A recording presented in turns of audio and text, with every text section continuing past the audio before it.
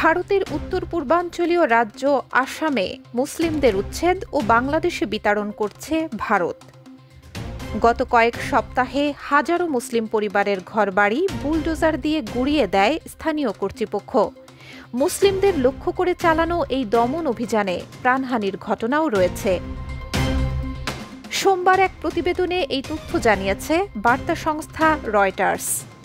Reuters বলছে, বাংলাদেশ সীমান্ত ঘেঁষা ভারতের উত্তর পূর্বাঞ্চলীয় আসাম রাজ্যে অস্থায়ীভাবে বসবাস করে শত শত মুসলিম নারী, পুরুষ ও শিশু। সম্প্রতি তাদের ঘরবাড়ি থেকে উচ্ছেদ করা হয়। আসামে আসন্ন রাজ্য নির্বাচন ঘিরে এটিই এখন পর্যন্ত সবচেয়ে বড় উচ্ছেদ অভিযান। যে নির্বাচনে অংশ নিচ্ছে ভারতের ক্ষমতাসীন হিন্দুত্ববাদী দল বিজেপি।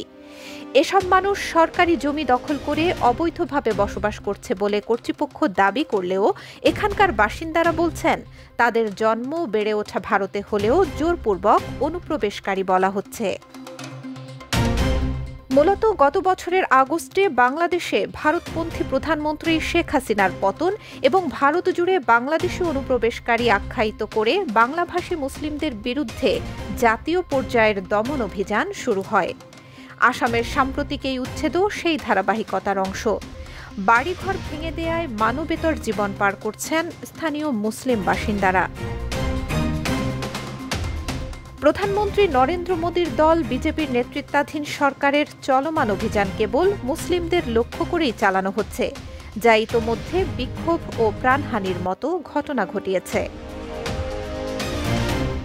আসামের মুখ্যমন্ত্রী হিমন্ত বিশ্ব শর্মা সম্প্রতি বলেছেন, বাংলাদেশি মুসলিম অনুপ্রবেশকারীরা ভারতের পরিচয়কে হুমকির মুখে ফেলছে।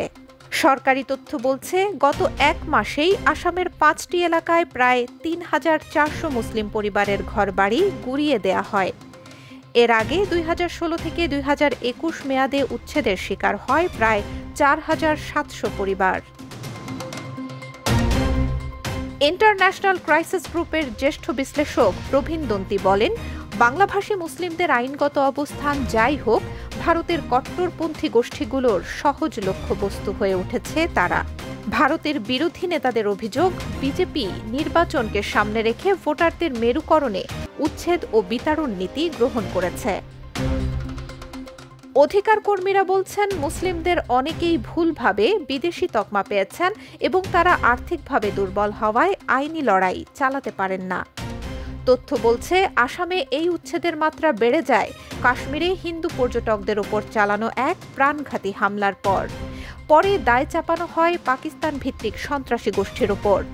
এরপর বিজেপি শাসিত রাজ্যগুলো হাজার হাজার বাংলাভাষী মুসলিমকে অবৈধ অভিবাসী ও নিরাপত্তা হুমকি বলে গ্রেপ্তার করে, যাদের অনেককেই বাংলাদেশে পুশব্যাক করা হয়। Desk report, B news 24।